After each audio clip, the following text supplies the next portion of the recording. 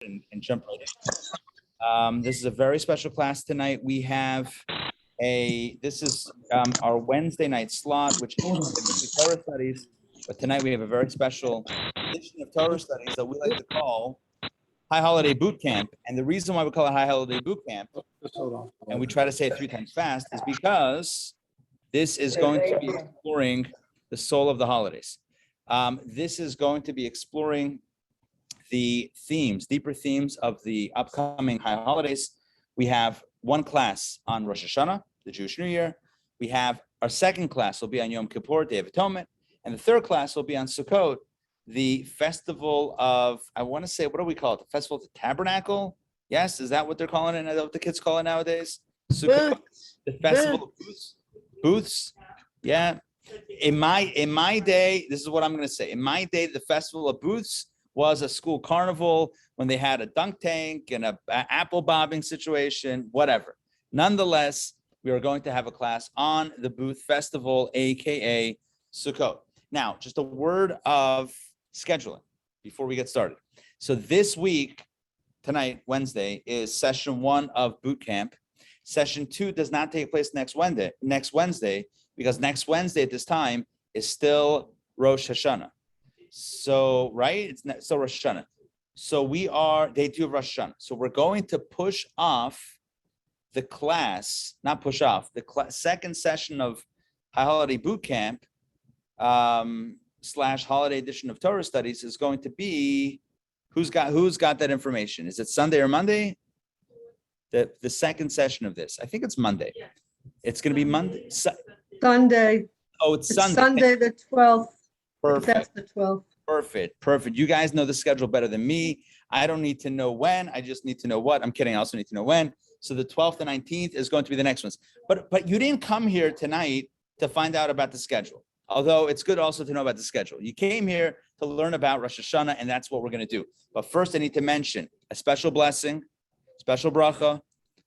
Tonight's class is sponsored by Adina Malka Northrup in honor of the merit of her son, Binyamin Yitzchak Yisrael Ben Adina Malka. He should have a refuah shlema ukrova, a complete and speedy recovery. And there should be only good health in the family, only good health for you and your son.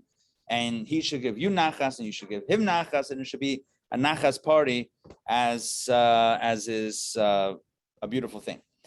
The High Holiday Boot Camp is also sponsored by Dr. Alex Pollack, and thank you to Alex for that sponsorship as well. Okay, let's begin. So I want to begin by talking about cancel culture. Raise of hand. Have you ever heard of somebody being canceled? Yes? Cancel culture? Yes? Okay. The good news is, here's the good news, guys. Tonight's class has not been canceled. We're still like in good, hopefully, I mean, I don't know, we'll find out after tonight's class. You'll be like, oh, cancel Rabbi Ari. So here's the deal. Cancel? No. My mom is saying no. Now, Mom, I know you'll never cancel me. I'll never cancel you. We have each other. If all else fails, we have each other. But nonetheless, here's the deal. Cancel culture is this idea, this notion that when somebody, it's not an if, it's when somebody does something wrong that we don't like as a society. So the online mob or not online mob, whatever, people get together and they say, canceled. You did the wrong thing. You said the wrong thing. That's it. Ice, Arais from Lubavitch, you're done. You're out. You're kicked out. That's it. Forget about it. And I don't know. I happen to be looking up a list. I happen to have it on my phone. You know, one of these BuzzFeed style. I said style. I don't think it's from BuzzFeed.com itself. 10 biggest celebrity cancellations of 2021 so far. You ready? I didn't write this list. I don't know everybody from this list, but you might, and you might also get a sense of what I'm talking about. All right. Number 10, Piers Morgan. Number 9, DaBaby. I don't know. Number 8, Matt Damon. Number 7, David Dobrik. Number 6, Marilyn Manson. Number 5, Chrissy Teigen. Number 4, Demi Lovato. Number 3, Erica Jane. Number 2, Arnie Hammer. I thought it was Arm and Hammer, but I guess Arnie Hammer is also some guy. And number 1 is Justin Timberlake. And you're thinking, oh, I didn't know he was canceled. This is not on my list. And so if you want to know why. Army Hammer. What did oh, is it Army Hammer? Oh, Army Hammer. Yes, Army Hammer. Yeah, but it still sounds like Arm and Hammer. Right? Arm and all right, whatever it is. The point is like this, that we Arm live in and Hammer. Arm and Hammer, exactly. The point is we live in a society and a culture which is very intolerant. I'm just like, some people, you might say they should have been canceled, whatever. I'm not going to weigh in on details. My point is not the details. My point is the culture. The culture right now in our country and in other countries as well, I can't speak for everybody and certainly no individuals, but the culture is one in which it's very intolerant. It's either you agree with me or you're wrong, and that's it. We can't have discussions about things. We can't have, a lot of discourse is shut down because people don't see eye to eye and therefore cannot even have a civil conversation. And if you don't believe me, well, believe me, this is the way it is. The way it is, oh, if you don't believe me, then you're canceled. I'm kidding.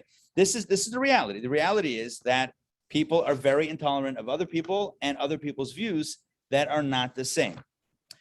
It spills over into many areas of life. It spills over into relationships, into communities, into neighborhoods, into synagogues, into synagogue boards, into, the one about the rabbi. The rabbi wasn't feeling well. The rabbi was in the hospital, and the president of the board comes over to the rabbi and he says, I bring greetings from the board. The rabbi says, thank you. The president of the board says, I have good news and bad news. Which one do you want first? The rabbi says, I'll take the good news. He says, okay, what's the good news? The good news is that on behalf of the board, I'd like to wish you a speedy recovery. The rabbi says, and what's the bad news? Bad news is the vote was 8-7. Anyway, the point is like this. That was a joke. So the point is, no, we don't like Jewish synagogue board jokes. Fine. Getting back to the point. It's hard, for some reason today, it's hard for people to talk to each other. It's hard for people to tolerate and respect someone who has a different opinion. I didn't even bring up the P word. Yeah, politics, right? I didn't even bring up politics, but like, let alone, it's like, it's like third rail action. You can't have a conversation. Everyone blows up. It's a thing. I know not everyone, you and I, present company excluded, we're all friendly and nice. But the reality is the world is a bit of a harsh place. And, one of the things, has anybody read the book, Rabbi Telushkin's biography of the Lubavitcher Rebbe? Have you ever read that book? Yes. Joseph Telushkin's book. It's called, I think, Rebbe. Yeah, okay. It's a great book. A lot of stories, really beautiful ideas. One of the things that Rabbi Telushkin brings out is this idea that the Rebbe had a way of disagreeing with somebody without being disagreeable. And there's a difference, right? You can disagree with someone, but you don't have to be disagreeable. It doesn't have to turn into a war. It doesn't have to turn into a fight. Do you guys agree with me? Do you guys disagree with me? Because, just saying, I'm the host of the Zoom. I'm kidding. So here's the point. No, that was a joke. So we're talking about cancel culture. So the deal is, I would say one of the challenges of our generation is learning how to be tolerant of each other, especially those that have different views. I'm going to share an idea that I've shared before. Again, all of this is within the introduction of today's. Thank you, Ariel. Perfect. Is within the as an introduction to this lesson. When somebody shares their opinion on something, and you agree with it, you know what you say? You say, I love what you just said. That means when you say, I love that, it means you agree with it. What happens when you don't agree with what the person says? Are you able to say, I respect that? Or do you say, you're crazy for saying that? That's the question. Do we have the ability to say, I don't love it. It's not my opinion. It's not my position. It's not how I feel, but I respect your opinion. Do we have that ability, or do we live in such intolerant times where somebody disagrees? That's it. Done. Finito. Unfriended on Facebook. Blocked on Twitter. That's it. That's the question. It's a question you don't have to answer.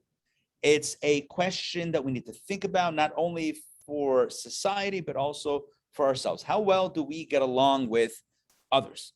Which brings me to our conversation. So this class is going to blend together a discussion about Rosh Hashana, along with the upcoming Jewish New Year, along with a conversation about this week's Torah portion, which is Nitzavim. And what's interesting is, every year, without exception, a leap year, not a leap year, it doesn't make a difference. Every single Jewish year, this Torah portion that we're going to read this week, Nitzavim, always read on the Shabbat immediately preceding Rosh Hashana, which tells us that there is a conceptual connection, a thematic connection between Nitzavim and Rosh Hashana. And I want to share with you a text, a beautiful text, and I apologize for our in-person crew. My printer, at least the connection between my printer and computer was not working, so you'll have to just believe me, and the online folks can corroborate that I'm not making these texts up. But let's take a look at yes, right. You can actually fact check me by pulling up the Zoom. Oh, that's like simulcast, in person and online. Yeah, that's like at a baseball game. I remember back in the day, people would be at the baseball game listening to the radio, right? They would listen because like you get the play-by-play going on, and you're all right. So here we go. Text 1 is from the Shalah. I'm going to read this. Text 1 from Rabbi Yeshayahu Halevi Horowitz, Shnei Luchot Habrit, the acronym of which Shnei Luchot Habrit is Shalah. He was a mystic, he's just a great scholar, and he writes the following: the cycle of annual festivals, whether biblical or rabbinic, in other words, whether it's a biblical holiday or a rabbinic holiday. So biblical holidays would be Rosh Hashana, Yom Kippur, Sukkot, Passover, etc. Rabbinic holidays would be Hanukkah, Purim. I mean, those are the ones. So whether they're biblical or rabbinic, the festivals, as well as the fast days, including the 9th of Av, they are associated with the Torah portion that we chant on the Shabbat closest to that day. So even though you might say, look, a Torah portion is a Torah portion, and a holiday is a holiday, and there's two different systems. You have the Torah portion system that unfolds, every single week, one after the other, and then you have the holidays interspersed, and maybe they don't align. The Shalah says, "Are you kidding me? They don't align. In God's world, they're not going to align." If Alfred Hitchcock, if everything he put in his films was part of the plot, certainly God can figure out how to make sure that everything lines up in a way that fits. So every single holiday is associated in concept, thematically, with the Torah portion that's read bismichut, in proximity, which takes us to our conversation tonight, which is what is this week's Torah portion? The Torah portion that's read on this Saturday is 2 days before Sunday, Monday, Tuesday. All right, 3 days before, 2.5 days before Rosh Hashana. Okay, and that means that there's a connection between Nitzavim and Rosh Hashana. Let's find out what that is. So to find out what that is, we're going to look at text number 2. Text number 2 is the opening of this week's Torah portion, Nitzavim. And I'm going to read the English. And let's take a look. Actually, you know what? Let's ask Adina Malka. Adina Malka, I can't see you, but I'm sure you're here, even though I can't see you. To scroll through all my my folks here. Adina Malka, are you here? Yeah. All right, there you go. I hear your voice. Did All right. you see me? Yeah, but I have a little thing on the side with only a few people, and I have to scroll through. So don't worry about me. But okay. I'm glad you're here. Text number 2. Please read this one from the opening of our Torah portion. Take it away. You are standing on this day all together before God, your God, the leader of your tribes, your elders, and your officers, every man of Israel. Your young children, your women, and your convert who is within your camp, your woodcutters and your water drawers. Okay, thank you. So here's the deal. Moses begins this week's Torah portion by saying the following. Atem nitzavim hayom kulchem lefnei Hashem lokechem. You're all standing here today. He gathered. Hold on. This is the last day of his life. This was the 7th of Adar, the year 2488 from creation. He's standing there with the entire Jewish people, and he's saying to them, you are all standing. Well, I don't know if he's standing. I guess he's standing. He says to them, you are standing on this day all together before God your God. the leaders of your tribes, elders, officers, everyone, children, women, the convert, the woodcutters, the water carriers. In other words, everybody is standing here. And what's the key word? Atem nitzavim hayom kulchem. You're all standing here together. Everyone is standing together, and there's a sense of unity. Even though, and this is something we're going to emphasize in tonight's class as we speak about the antidote to cancel culture. Remember, we're talking about cancel culture, a culture where people negate and cancel each other. If you're different, then you're out. That's the culture. We're trying to counteract the culture with some Torah thoughts and some Jewish holiday thoughts. The Torah portion, this Torah portion opens up with Moses saying to the people who were all gathered in front of him, he was pointing out that they're all standing together in unity before God. Take a look at this beautiful explanation from the great Hasidic master, Rabbi Aaron of Karlin. This is text number 3. I'm going to read this. It is well known that wherever the Torah employs the phrase this day, it refers to Rosh Hashana. Remember, Moses says you're standing this day before God, but the Hasidic understanding, and it's really sourced in some ancient commentaries as well, it says, what does Hayom mean? Hayom means today, but literally it meant today, the day that Moses spoke to them, the last day of his life, which was the 7th of Adar. But I don't know if it's figuratively, but less literally, it's referring, Hayom means the day, Rosh Hashana is the day of judgment. So that's what he says. It's well known that wherever Torah says this day refers to Rosh Hashana. On the Shabbat, listen to this, on the Shabbat before Rosh Hashana, we read, you are standing on this day, and Atem Nitzavim Hayom, to teach us that as we approach Rosh Hashana, every person must stand before God. What does that mean, every person must stand before God?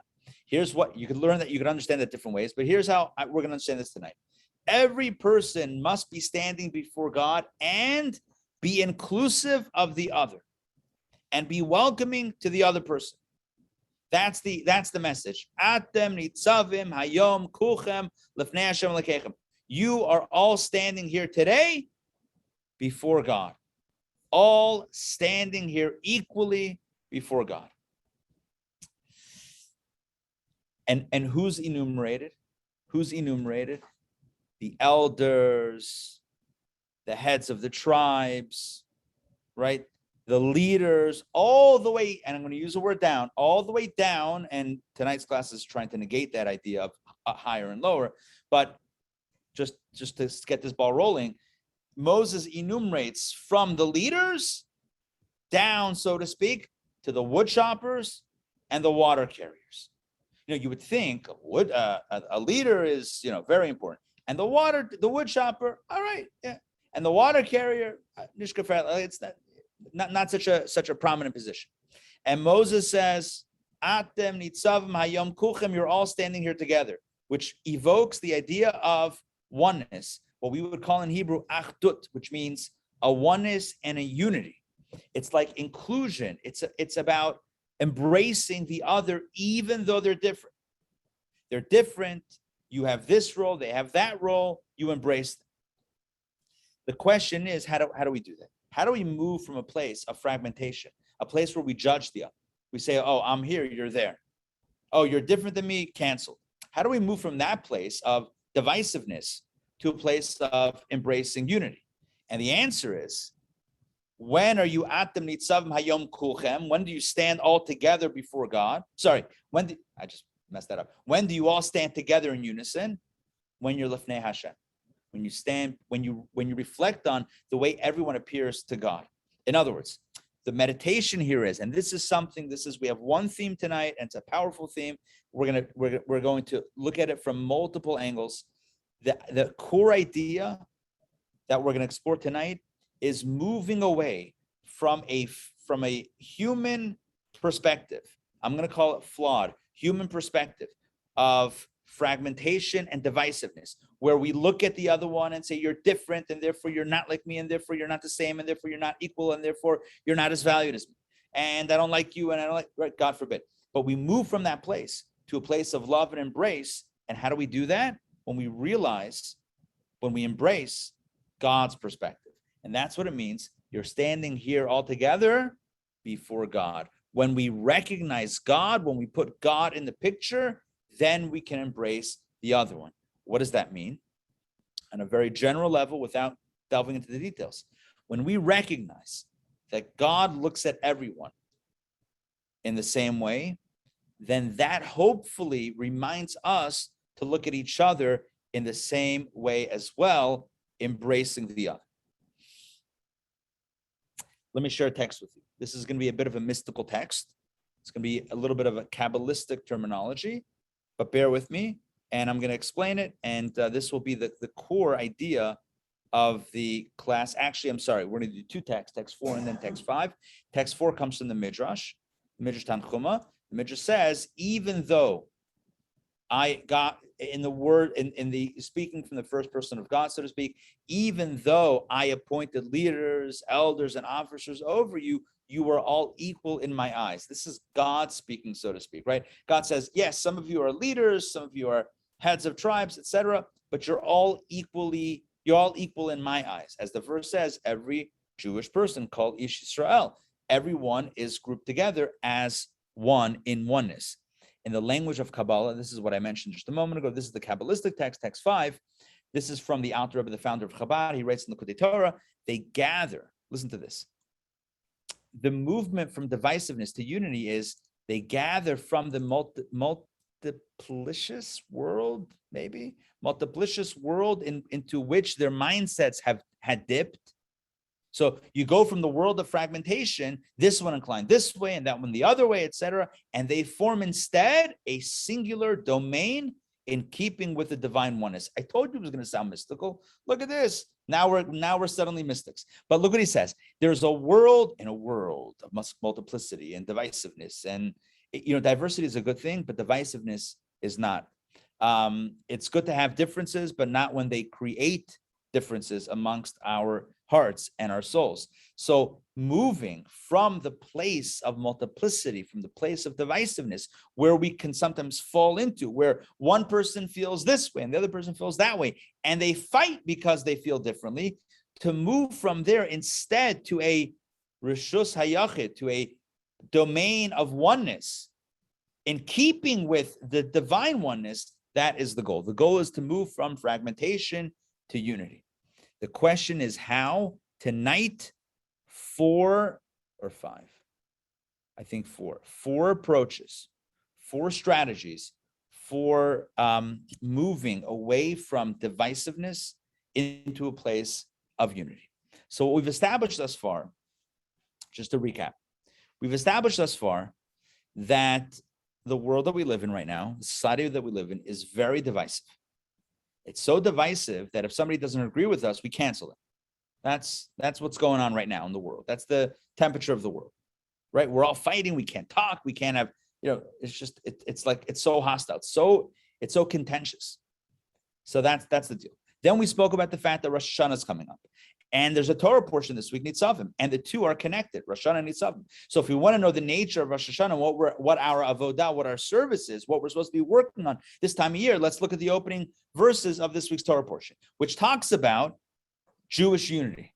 Moses says, you're all standing together, even though some of you are leaders, and some of you are elders, and some of you are, important positions, or what people consider to be positions of prominence. And others do in their day job things that others might not think to be so prominent, wood choppers and water carriers. Nonetheless, you're all standing in unity. And how is that possible? When you adopt a divine mindset. What does that mean, a divine mindset? It's the difference between a divisive mindset and a unified mindset. Human beings can devolve, slip or sink into a mindset of me versus you.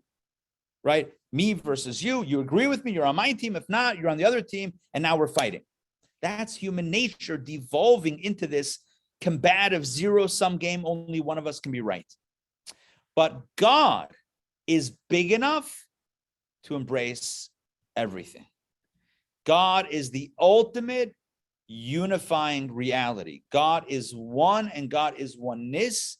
And the magic of God's oneness is not just a oneness that excludes otherness, but a oneness that embraces all otherness and embraces it as one. Does that make sense what I just said?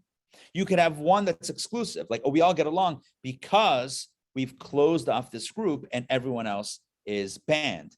But then there's a oneness that is truly embracing and tolerant and inclusive, where everybody is brought into that space of oneness and included. All right, does that make sense? Yes? Does any of this make sense? Sort of?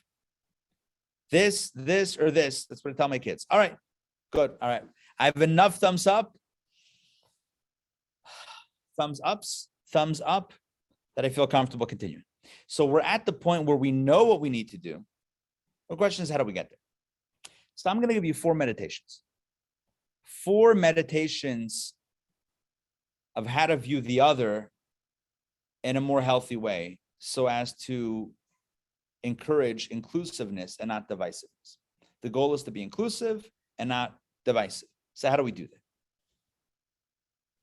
By the way, now it's, I think, an appropriate time to mention that I think just about 2 years ago, I wrote a book called Inclusion and the Power of the Individual.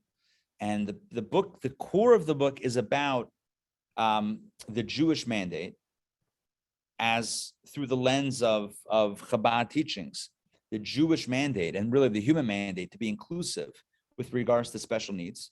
So that's like the core of the book. But in the context, in the larger context, the book is really about the notion of human inclusion, right? So whether it's in the context of special needs or any other concept, the idea to be inclusive.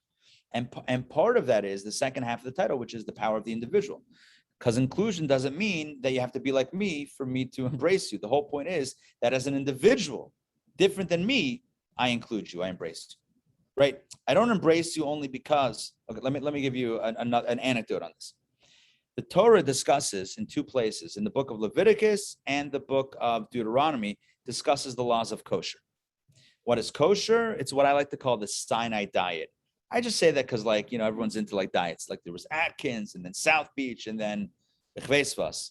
Oh, then there's help me out here. What are some other Mediterranean, but keto, there's keto.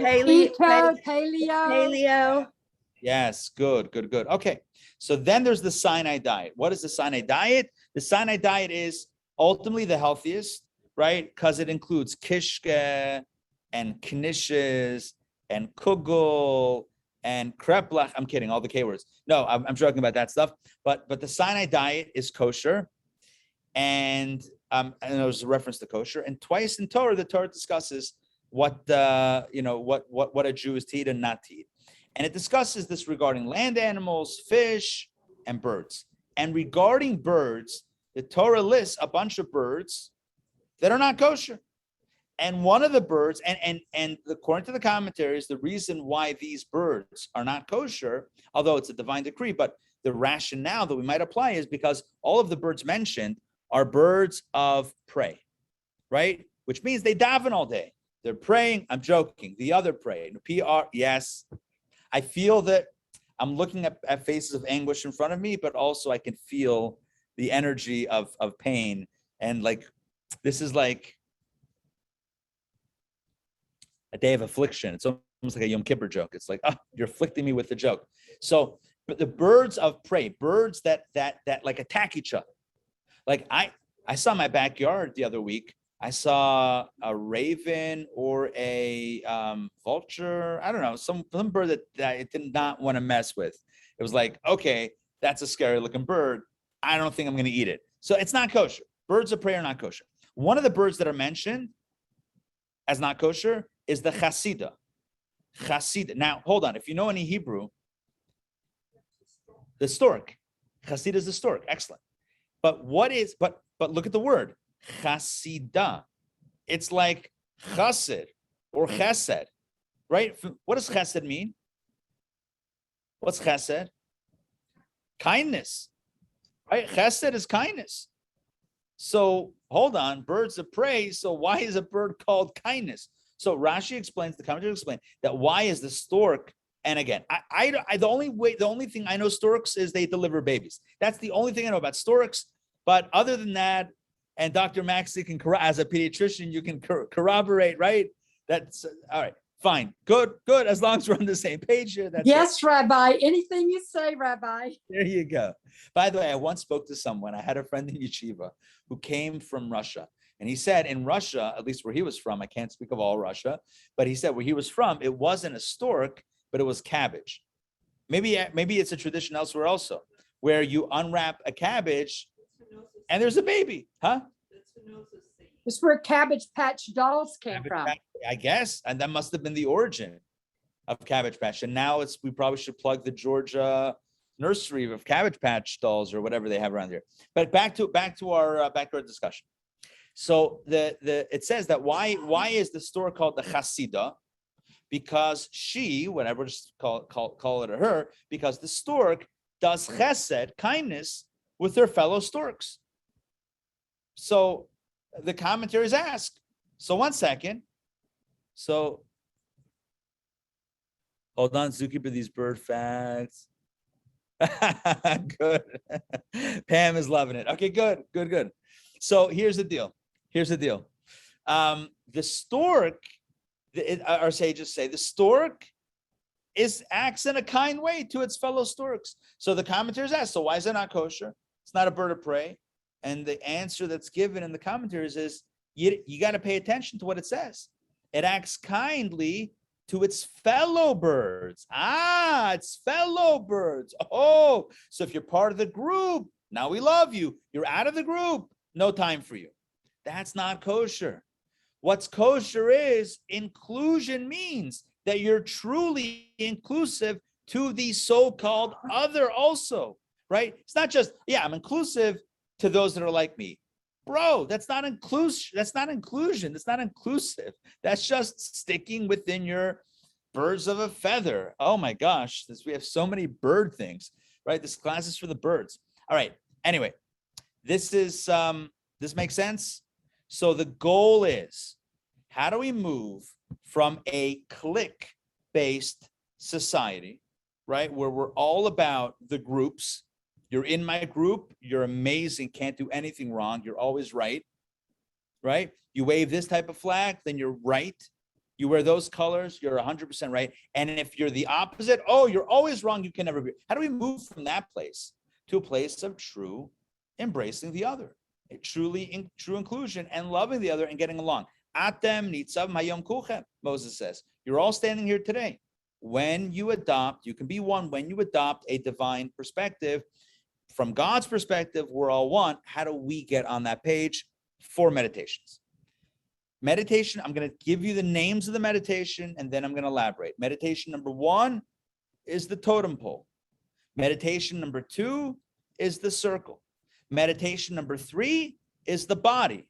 And meditation number 4 is the one I forgot. No, meditation number 4 is,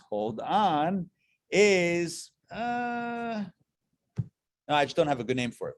We have the totem pole, the circle, the body, and the meditation to be named later. This feels like a good professional trade, for future consideration. So we'll talk about that as we get up to it. I'll let you name. Oh, perfect. I'm going to give you guys the naming rights for the 4th meditation. That's it. All right. Your name here. We're auctioning it off. We're starting bid is $18. Okay. Now, did I say $18? I meant $1,800. Okay. Back to our narrative. How do we get from me to we? How do we get from exclusive to inclusive, from divisive to love? Meditation number 1 is the totem pole. And the totem pole meditation is like this. You think you're over here. You got to figure it out. You got it going on. And you see the other one, that person. Slow down. You couldn't be where you are without the other person. Like a totem pole, maybe not like a totem pole. It really should be like a human pyramid, although that sounds kind of cruel, whatever it is. But the point is, we can't be where we are if not for others being where they are. Here is the meditation as described once again by Rabbi Aaron of Karlin. I'm going to share my screen. Let's look at it inside. I'll read this text. This is text number 6. The totem pole. An analogy was offered by my predecessor, the righteous and holy Rabbi Shlomo of Karlin, of blessed memory. And here is the analogy or the parable. A king wanted to reach a very high shelf, but did not have a tall enough ladder. That must be a really high shelf because okay. What did he do? He instructed many people to stand on each other's shoulders until the one at the top reached the item. Again, a really high shelf. So we have now a human, not a pyramid, but a human ladder of people standing on each other's shoulders. The top one is able to grab the item. Though the person at the top accomplished the goal, one cannot say that the person on the ground is superfluous. For if he would walk away, all would have fallen. And so meditation number one is like this. Even if my feeling is true, and that's debatable, but even if what I feel, what I sense is true, that I'm at the top of this, whatever it is, the reality is that my success and my ability and my opportunities, etc., are all built off of the effort and the input of others. And therefore, I need to respect the other and love the other and appreciate the other and appreciate the role that everyone plays in our individual success. This is a meditation, may not sound like a meditation, but this is a way to think about this that can lead to a sense of greater unity as opposed to divisiveness. So what is the totem pole angle? The totem pole angle is that we're all, maybe totem pole is the wrong word, but it is what it is. But totem pole is like we're all climbing and we all help each other kind of boost each other up. And so, yeah, someone's at the top. Someone's able to reach the shelf and grab the item. So someone ends up at the top. But are they fundamentally better than the one at the bottom? No. It's the one at the bottom is helping the one at the top get to the top. Without the one at the bottom, the one at the top couldn't get at the top. So everyone's needed. Everyone's necessary. Everyone helps each other. There may be a hierarchy, so to speak, or there may be a sense of hierarchy, but the one at the top should recognize the value and the necessity of the ones at the so-called bottom. I'm not saying who's top, who's bottom. I'm just saying if a person were to feel that they were at the top, they have it all figured out, you have to know that there's that there's a collective shared experience here as well. All right, now that's one perspective, but I don't know about you. That's not 100% satisfactory because it's still judgy. I'm on top, you're on bottom, I'm standing on your head or your shoulders, and you're helping. I don't know. It's still like not 100% inclusive. You guys with me on that? Do you feel the same way? Yes. Rabbi, it's the foundation. The one on the bottom is the rock, the foundation. Right. It's the Dwayne Johnson of the conversation. Right. Right. So it's this idea that I know it's terrible. It's terrible. Before Rosh Hashana, the jokes get worse. So got to get all the bad jokes out for 55781. It's the foundation. And you need a foundation. And maybe the foundation is not so glamorous or whatever, but it's necessary. Yes. Yeah, let me talk on what it's like. It's been said of some scientists, for example, said yes, he or she is a phenomenal scientist, but he stood on the shoulders of those who came before him. Right. And I'm going to say like this, even Einstein stood on the shoulders of smaller scientists like me. I remember when I was a kid, we made that Mentos Diet Coke explosion. And I'm just going to say that paved the way on some level because time is also relative for Albert Einstein. Mark, first of all, safe drive. Second of all, I'm loving the background. You're still, it's hard to see exactly because I haven't made you the box, right? But nonetheless, looks like a cool sunset in the back. All right, here we go. That's one approach. I don't know. Foundation, we're all standing on each other's shoulders. Inter-inclusiveness, we need each other. Okay, that's a good first step. We have 3 more. Next step, meditation number 2 is not the totem pole, it's the circle. Because in the first construct that we just discussed, it's still a linear construct. In other words, there are those at the bottom and those at the top. And the ones at the top are at the top and bottom are at the bottom, even though they're needed, blah, blah, blah, but it's still top and bottom, which is a little bit like judgy.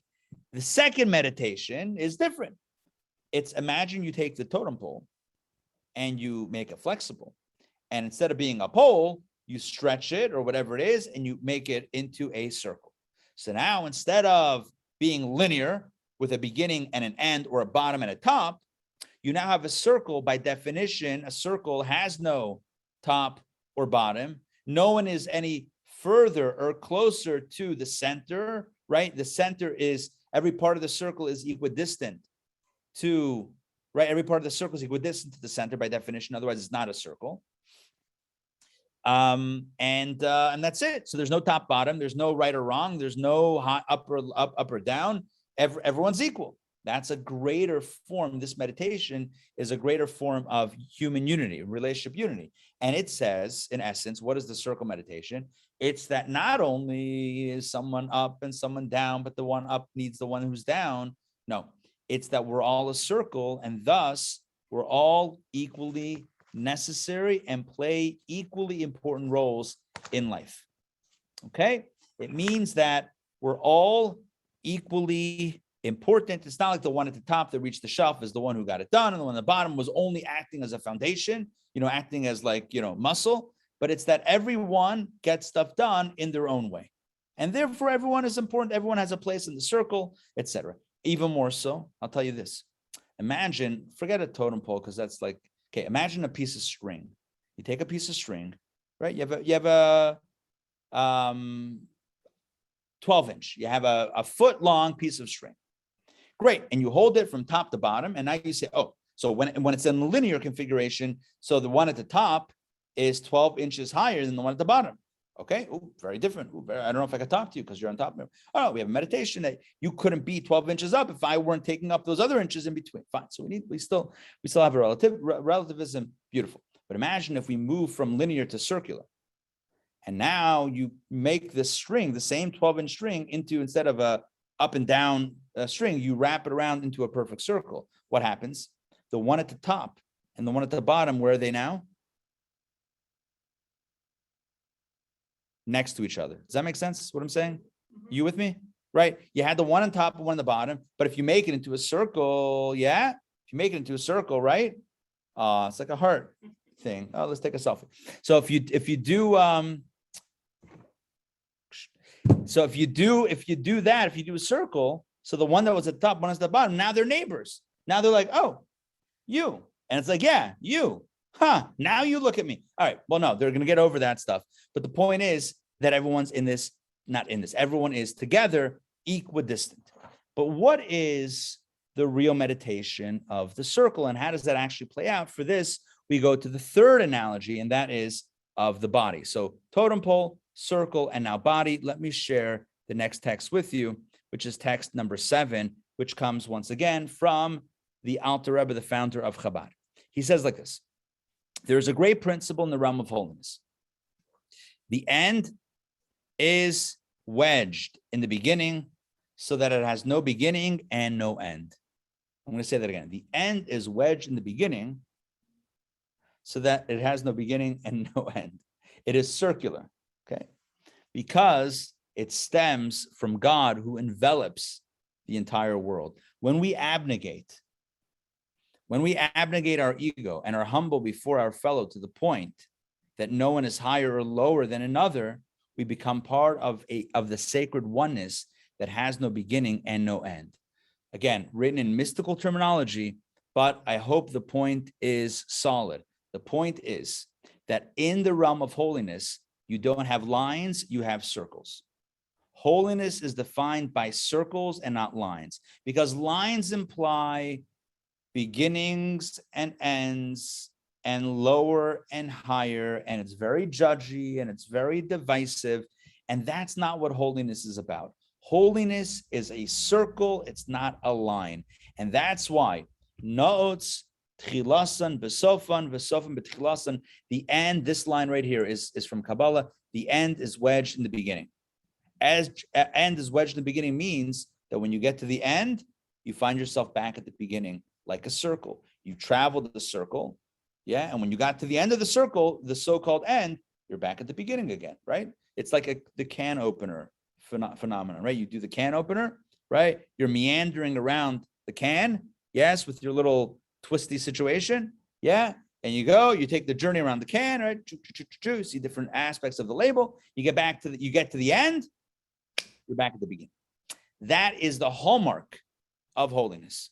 The hallmark of holiness is circular realities. The world of called igulim, circles, which is why, by the way, things that are related to holiness typically have circles. Think about it at a wedding, right? The idea of oneness between two human beings, the idea of marriage, a covenant, a covenantal bond is marked by a ring. And Kabbalah says it's very significant. It's not by chance that a ring is given. Why a ring? I don't know. You Google it and you may find another reason. But according to Kabbalah, the reason is because a circle represents infinity. No beginning, no end, no top, no bottom, no me, no you. It's a oneness. And that's why we, at a wedding, specifically a Jewish wedding, we do what types of dances, right? Circle dances. We do circle dances. Right? No, we don't do Havnagil. We do whatever it is, circle dances. Oh, yeah. Thank you, Sandrine. Yeah, and the bride, thank you. The bride runs circles around the groom, right? And that's the way it is. The circles are this idea of infinity, creating this sense of no beginning, no end. This timelessness and spacelessness and divisiveness. That's not a word. The idea of not being no divisions. There can't be divisions when you're dealing with a circle. There's no up, there's no down, there's no beginning, there's no end, there's no me, there's no you. It's all one perfect continuum. That's the idea. Yes, Richard. Yeah, real quickly. I understand the concept you're saying. You had told us one time, and I've heard this before, that Jewish history is linear and not circular, or as a spiral. It's linear. So is that a contradiction or not? That's all. Listen. The dangerous thing is when you quote me on me, because like now it's like, oh, so which one of me do I want to defend now? I'm kidding. It does say in the good text that we believe that time is not cyclical in a fatalistic type sense of like, oh, we're fated to repeat the same mistakes of the past. We believe that there's progress to be made, thus linear, but in truth, it's more like a spiral, right? Think of a spiral or a coil where it's moving in a direction, but it's still rotating in circles. That's more along the lines, all right? Think a spiral, think Tom Brady. I'm kidding, other spirals, right? Think of like a spiral like that, Azoi, where you're moving, but it's still got a cyclical thing. Back to our story. The idea of a circle, as we just saw in text 8 from the Alter Rebbe, is the end and the beginning touch. How's that possible? Beginning and end. They don't touch. They're like way far. No. Circles, man. Beginning and end touch in a circle, and they keep on going around. There's no beginning. There's no end. That's the goal of the unity.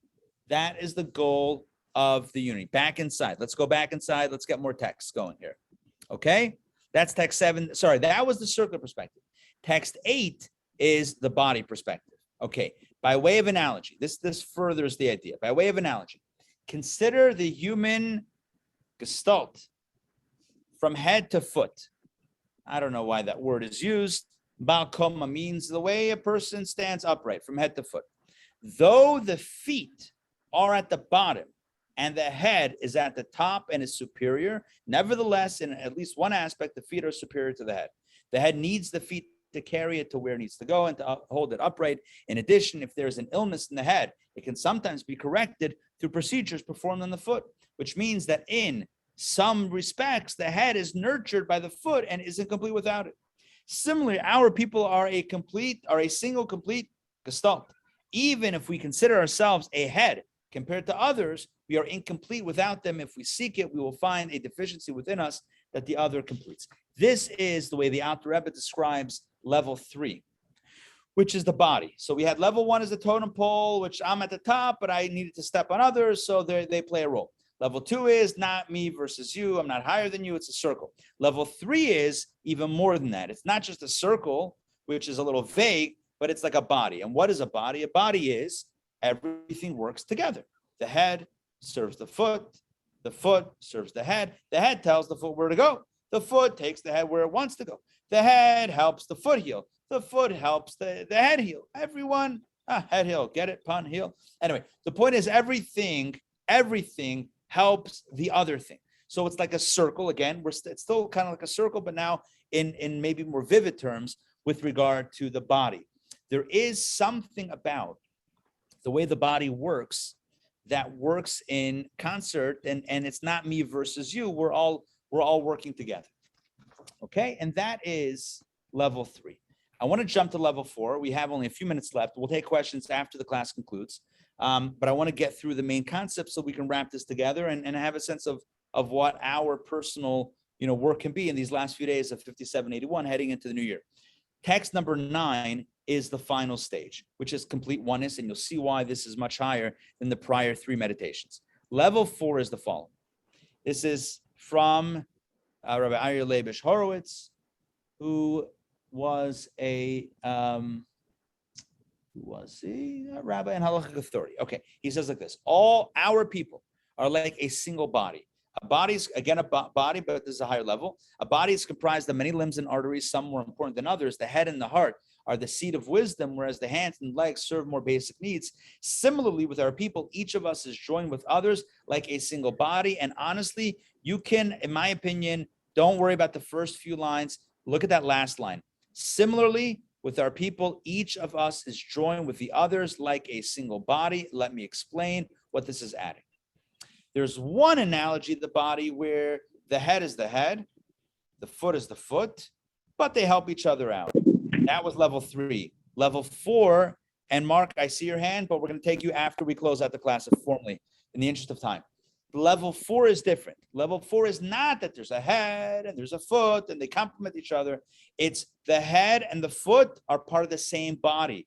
They share the same DNA. If you pluck a hair out of the head, or you take skin, a little skin, whatever, from the toe, from the heel, right? It's got the same DNA. It's the same body. It's not 2 different things. You see, the biggest mistake is, the core of the mistake is when we think that I'm me and you're you and we're different. The core solution to that is to realize we're all at the core essence, the same DNA.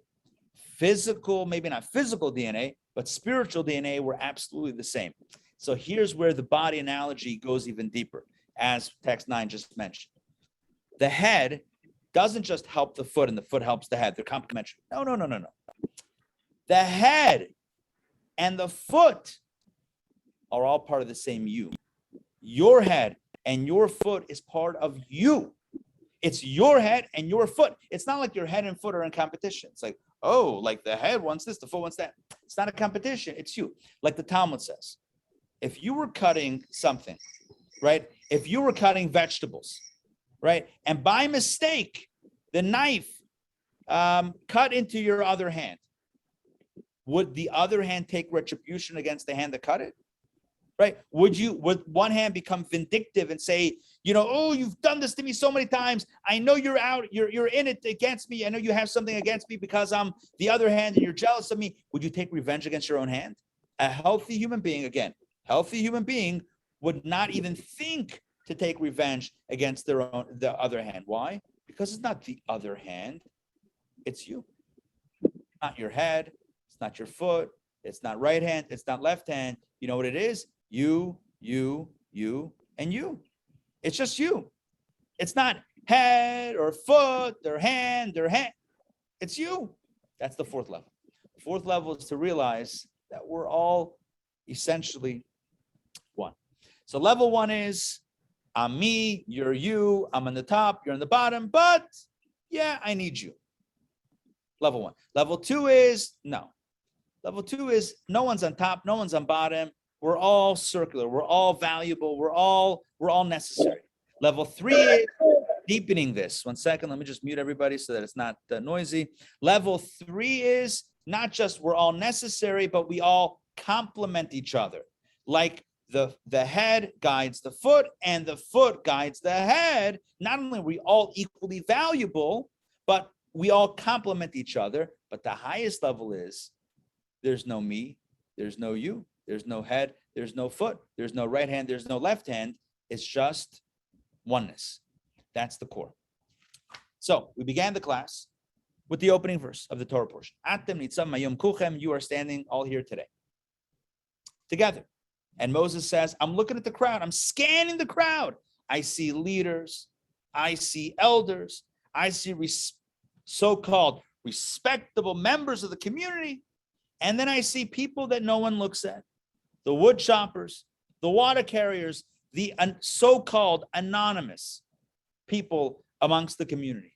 And Moses says on the last day of his life, all of you are standing together. And this becomes our guiding call. This call over 3,300 years ago becomes our clarion call for today. Will we stand together in the year 2021, September 1st, 2021, these final days of 5781, will we stand together with each other, realizing that number one, we need each other. Number two, no one's better than the other. Number three, we complement each other. And number four, we're essentially one with the other. Will we realize that or not? The realization of that makes all the difference in the world. And it's the difference between a community, a society in which people get along versus a society where everyone hates each other and is canceling each other and can't talk to each other and can't even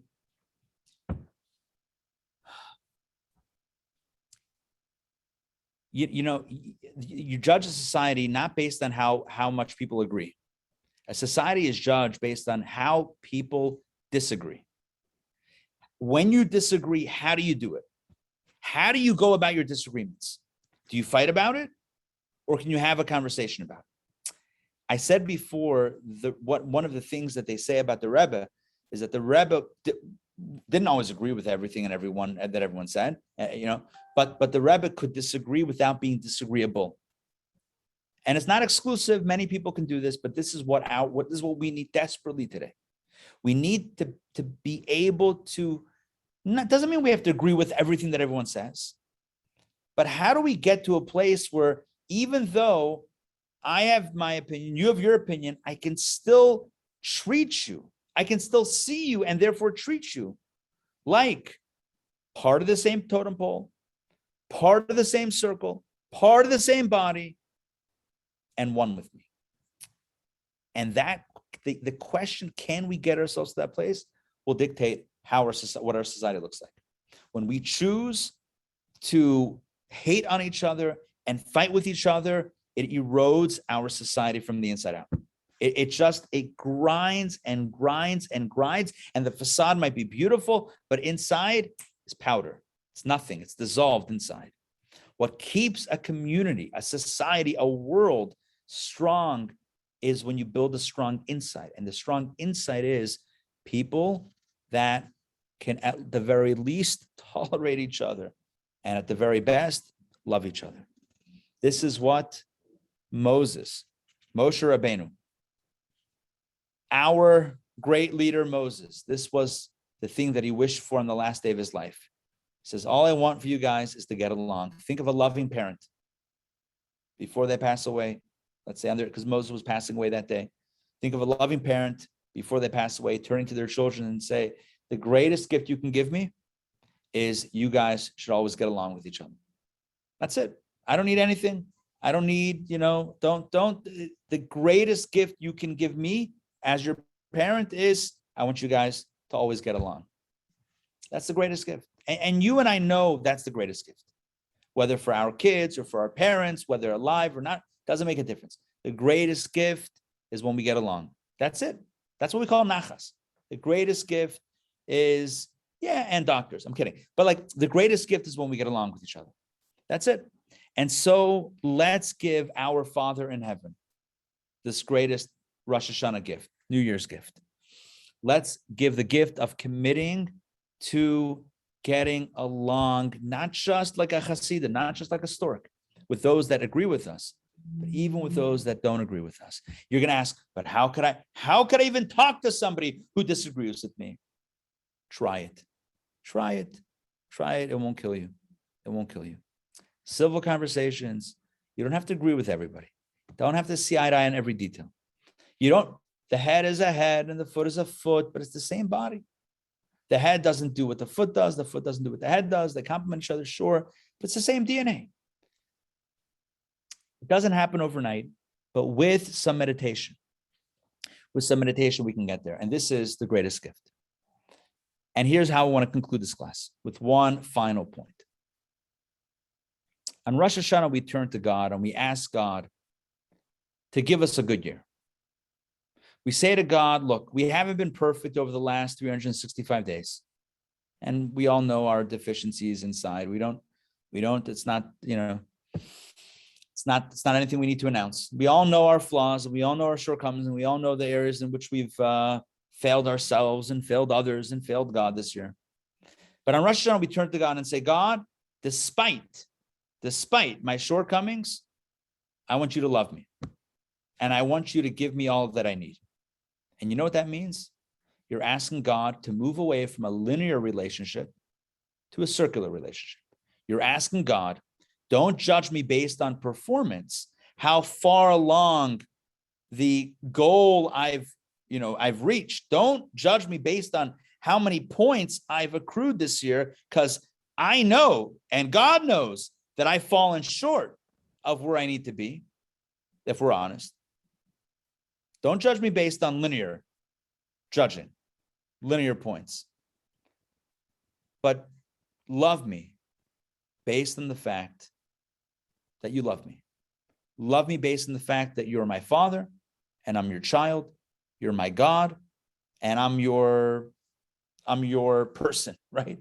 Love me based on that core reality. We don't want to be judged harshly. We don't want to be judged with a magnifying glass. How well did you do, and should you get the blessings that you need this year or not? No one wants that. We want to be judged in a positive way, without judgment, and just given the blessings that we need.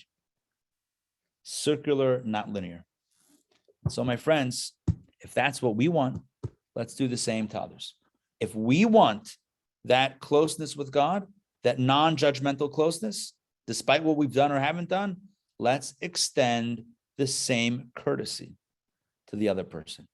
Even though they don't meet whatever our standards are of what beliefs the other one should have, even if they don't meet that standard, let's extend the same love and consideration that we want God to extend to us. It's only right to be consistent. If we want love, let's share the love. If we want to be embraced unconditionally, let us embrace unconditionally. May this year be a year of blessing for us all. Blessing number 1 of health. Blessing number 2, happiness. Blessing number 3, and again, not ranking the order, but just in order that I wish to bless you. Health and happiness, nachas, and everything that we need. Physically and spiritually and mentally, emotionally, the whole gamut of the human experience. May all of our needs, all of our desires, the kosher ones, may they all be fulfilled for the good in an open and revealed way. A ksiva v'chasima tova, l'shana tova masuka. May we all be written and sealed for a good year, for a happy and healthy, sweet new year. A good gebench yar. Thank you very much for joining me tonight for Torah studies. We'll open it up now to questions. And first, let us say amen to the blessings. Amen. Amen. Amen. All right. Amen. Good. All right. Hope you guys enjoyed. Don't forget, next Wednesday, we don't have class. The Wednesday after that, we don't have class because one day is Rosh Hashana. The next Wednesday is Yom Kippur. But we're doing the classes on Sundays. Not this coming Sunday. We've already done a Rosh Hashana class. But the following Sunday and the Sunday after that, we'll have Yom Kippur and Sukkot. Torah studies / high holiday boot camp classes. So stay tuned for those announcements and those emails. Check your local listings. I will also mention, yeah. Are you having Kabbalah and coffee this Sunday in person? You know what? That's a really good question. I'm not sure. I think so, but let me just double check. I got to double check with the building and see what's going on. So I'll message everybody for that. I do also want to mention we're doing services. We have traditional services indoors. We have learner services that I lead outdoors, outside of our building on the Beltline. We have multiple canopies set up for comfort, cold water, etc. Everything is set. We've adjusted the weather to be comfortable, hopefully. I'm working on that. We have we got the new global nest. I don't know if you've seen that new one. I'm joking. Anyway, so we're working on the weather, but join us. It's going to be a lot of fun, 10 to 11:30, both days of Rosh Hashana and Yom Kippur, a short service that's long on spirit. There you go. Okay, questions, comments. Let's go. Let's schmooze. Rabbi Ari, Yes. is this example related to what you were saying when Mr. Rohr was a young man and he was speaking to the Rebbe, and he was so proud of the people that were coming to his synagogue, and he said there were so many people with no background. Yeah. Yeah. And the Rebbe disagreed, but the way you want to finish it? So it's the most, it always brings a smile to my face. It's like the best story. So thank you for mentioning it. So Mr. George Rohr, who is a very big supporter of Chabad and Chabad causes, if you've taken G-dly classes, it's the Jewish Learning Institute is actually called the Rohr Jewish Learning Institute. George's father, Sam Shmuel Rohr, was also a great philanthropist. He passed away a few years ago. But George is an amazing guy. He was doing a beginner service on Rosh Hashana, and he did it in Manhattan. And he came to the Rebbe not to ask anything and not, just to give the Rebbe nachas. This is his own words. He came not to ask, but to give. He wanted to make the Rebbe happy. And he said, Rebbe, I had a service in Manhattan, and we had, I forget the number, 100, 150, 50, whatever the number was, of Jews with no background that came to the service. And he was expecting a big smile. And instead, the Rebbe looks very serious. And he's like, uh-oh, what did I say wrong? And the Rebbe said, no background. Jews with no background, right? Are they descendant from Abraham, Isaac, Jacob, Sarah, Rebecca, Rachel, and Leah? Then they have a Jewish background. What do you mean no background? They have every background in the world. And the Rebbe gave him, you can see the video. The videos, you just search George Rohr, Rebbe, Jews with no background, the video will come up. The Rebbe gives him $1 with the Rebbe always gave, when the Rebbe was giving out, giving blessings and conversing with people, the Rebbe would give people dollars in non-Shabbat, obviously, for them to give to charity or to exchange it to give to charity. The Rebbe always felt when two people meet, and a third should benefit. So the Rebbe gives him $1 for charity, and the Rebbe gives him another $1 and says, and give this to all of those people with no background. And the Rebbe's like, the Rebbe was very much, correcting. But the point that Sarah is making is that the Rebbe disagreed without being disagreeable. The Rebbe didn't agree with the usage of language of Mr. George Rohr, right? The Rebbe disagreed with calling a Jew out as saying they have no background, right? Who are you to say they have no background? But did the Rebbe say it like that? Right? How dare you call? No, the Rebbe, got serious, but he said it in a way that he brought out the point, and he did it in I'm not going to say humorous, but he did it in a way where the point was made, but everyone felt good about that interaction. And that's the key. How do we, sorry, that's why, just correct me if I'm wrong here. Sorry, that's why you brought that up, right? About how to disagree without being disagreeable, correct? I think so. Okay. Well, if you're not disagreeing, then I'm just going to take that as agreeing. So, right, it's like how to disagree without being disagreeable. The Rebbe was a master at that, and it's something that our world sorely needs. I feel like we're in a place now in society, unfortunately, where we can be disagreeable, even though we have nothing to disagree about. We just don't like people, even if we might actually agree with each other, but we're busy fighting. We can't even get to that point. Hey, who's this? Shmuley, who's this? Hi, Bella. Hey, Bella. Bella Roby. Hey. Toby. Nice. Hey. Okay. Any other questions, comments? By the way, I know the big question, Sandra, I'll get to you in a second. The big question is, I'll answer it without you even asking. Yes, I will be getting a haircut before the holidays. Yes, yes, Mom, I will be getting a haircut before the holidays. Don't worry, it's gonna happen. All right, so that answers the big question in the room. Centrine, yeah. I'll repeat the question. Can you explain again why you call those meditation? Oh, why did I call? Oh, good. Centrine's asking, why did I call these 4 meditations? So in Judaism, there's a different meaning to the word meditation. At least in the Hebrew, we'll call it hitbonenut. That means it's more contemplation than meditation. And it's something that you think about to the extent that it creates some sort of change within yourself. So meditation in Judaism is defined as not clearing the mind or emptying the mind or like humming. Meditation is defined as focusing on an idea until it changes something within you. So that was really my intention of calling these meditations. Focus on the imagery of that totem pole or human, whatever, ladder, and think about it to the point that you embrace the other one. Think about the circle. Picture the circle and how we're all part of the circle, and there's no in or out or up and down or higher or lower. It's all part of this, all equidistant. It's all part of the same continuum. Think about that until it affects the way we look at the other person. Think about the body, how each limb, each body part complements the other. Oh, you're looking good. No, I'm kidding. Complements the other. Or also like, oh, hey, the head helps the foot helps the head. Think about that imagery and then allow it to change the way you perceive the other. And of course, think about how not only do the limbs complement each other, it's all one body. It's all the same organism. And that should change the way, hopefully, the way we feel about each other and look at each other. So that's really the idea why I called it meditation, things to think about that then change behavior. To give you another example, hitbonenut. Now, I heard this once from Rabbi Shais Taub, who is fantastic. Rabbi Shais Taub says, everyone practices meditation, whether you know it or not.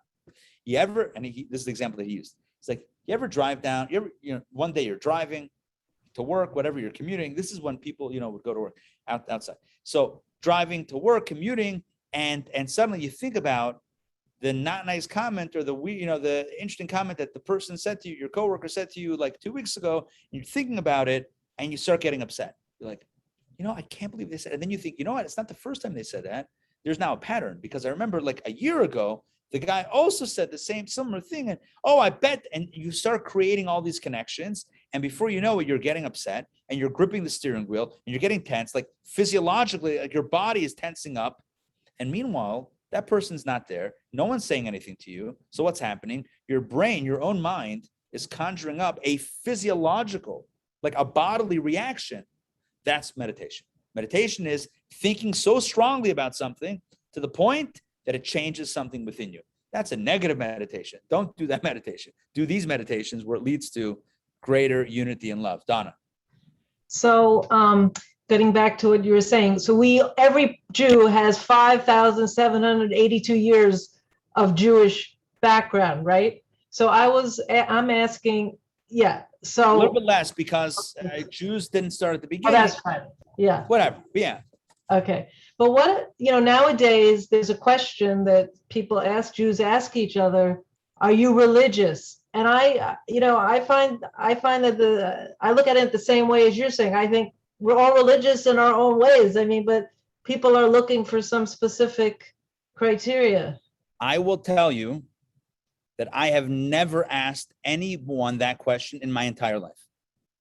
So, and I'm not going to sit here and I'll judge anyone who asked that question, but I will tell you that I've never asked that question. Not only that, I've never even thought to ask that question. And, a lot of it has to do with the way the Rebbe taught us as Chabad Chassidim. Labels are for suits, right? Not for human beings. We don't label, oh, you're observant, you're not observant. I don't know. A Jew is a Jew. That's it, right? And I think that we do ourselves a disservice when everything is labeled. It's like, oh, well, who are you affiliated with? Are you affiliated? Are you a member? Affiliation and membership, it's like, it's also part of that thing. So look, it would be highly inconsistent for me to say, and anyone who labels out, because right, we're talking about here now being inclusive, right, of The point here is, though, that to the best of our ability, I think we're in a better place when we're not thinking in terms of, these types of boxes. It's like the joke that I love telling about the lady who walks into the post office before Hanukkah, and she asks for the Hanukkah stamps, and the clerk says, "In what denomination?" And she says, "Even stamps have different denominations." Yeah. I mean, now it's like forever or bust, right? You just buy, but back in the day, a 5-cent stamp, a 10-cent stamp, a 1-cent stamp, that sort of thing. All right, I'm explaining my jokes. That's like next level. That's when we know things have gone south. Ray, jump in. Yes, well, as teachers, we're told to level HD, whatever. I don't believe in that. I don't believe in it all because those labels stay with the kid for a lifetime, and it's someone's judgment, and then they label them. I don't believe in it. Thank you for mentioning that. Yeah, you're mentioning like ADD, ADHD, yes, and the effect that can have on the child's psyche and feel about themselves, self-confidence, and the whole like the label that they carry around for forever. Right, I mean, forever. I think what we know today, and I'm not qualified. Here's the disclaimer. I am not qualified to speak specifically about this topic. So let me just zoom out and speak generally. The idea of trauma, right? What we hear and what stuff that happens to us creates trauma and scars that last with us for a lifetime. That's real. I'm not going to say that this does, this doesn't. I'm not qualified to do that. That's not my profession. But I will say that we have to be very careful with what we tell ourselves and our children or anyone else's children. Be very careful when we put them in a box, even to the point that the psychologists believe, many do, that the self-esteem movement failed children because of that. You tell your kid, it's like, you're good at this or you're not good at it. You tell your kid like, oh, you're so good at math. That could backfire, right? Why? It can backfire and you think you're doing a great job because you're complimenting. So like, what could go wrong? But it could be, it's problematic. It could be. Why? Because now you created almost like an expectation. The kid has to be good at math. And then they don't want to try stuff that they can't do. So now they're only going to play it safe because otherwise they might not be good at math. They don't want to fail and lose that label. So the labels are so destructive and create so many unintended but consequences that psychologists are having a field day. I mean, unfortunately, just diagnosing it, and it's terrible. It's terrible what an innocent or even a complimentary word can do in the negative. The whole idea of Carol Dweck, the idea of growth mindset. She wrote a book called Growth, I think. No, Mindset. So she's all about growth mindset, difference between fixed mindset and growth mindset. Anybody with me on this fixed versus growth mindset? Fixed mindset means I know what I know and that's it. Growth mindset is I'm open to learning. And her point is success stems from a growth mindset as opposed to a fixed mindset. The question is, though, how do you get a growth mindset? Part of it is not being afraid to try things you don't know, to question things that you believe already. It's not being afraid to experiment. That's like the definition of a growth mindset. And the self-esteem movement, unfortunately, helped create a fixed mindset. Instead of being curious, instead of wanting to grow, it's like, oh, this is my box because someone complimented me into a box. Now that's who I am. That's my definition. In other words, Ray, what I'm saying is I agree with you with the negative. What I'm saying, even a positive box it's the box. It's also a box. Even the positive box is the box. That's the big idea. Anyway, there's much more to talk about on these topics. All right, let's do the final. Yeah, Mom. Ari, I have just one thing to add, that Sure. when we ask God to have mercy on us, it's the last contemplation, the last one. We're a part of you, God. We're no different. Right. So I just wanted to bring that out. Yeah. That's The idea that it's not us versus you. yeah. It's we're part of you. You're part of you, and you should, have mercy on us like you have mercy on yourself. You're right. Or like we say, like Vinu Malkeinu, our Father, our King. Right. King implies distance. Father implies shared DNA. Exactly. And I will say that is the ultimate circle, right? Or the ultimate, not circle, that the highest level is the body. Right. That's the ultimate, and that's the ultimate message of the holidays. It's that we're standing before God, not holding up our resume for the past year and saying, look what I've done, because who really wants that? Who wants to audit? No one wants to be audited ever, especially by God on Rosh Hashana. I mean, I don't know about you. I don't want to be audited. I don't want to be, I don't think anyone wants to be audited by God, who knows all thoughts and everything. That's a scary proposition. So what do we come to God with? Not our, oh, look what I have. That's a bad move. That's like, I mean, whatever. Do you, but that's not necessarily the best move. The best move is, as you said, Mom, it's I'm part of you, you're part of me, you love me unconditionally, I love you unconditionally. And that's it. And now that's how we are in Rosh Hashana between us and God, now let's spread the love to others. And that's the idea. All right, perfect way to end. I want to wish everybody again, which is very fast for a very happy and healthy, sweet new year. All right, great to see you guys. I want to welcome and say goodbye to those that I didn't say before, Steve and Karen and whoever I didn't mention, apologies. All right, Adina Malka, keep in touch. I want to hear about what's going on. All right, thank you for the sponsorship and lots of blessings. All right, lots of love to everybody. We'll see you guys soon. Take care. Thank you so much, Rabbi Art. Pleasure, Sarah. Take care.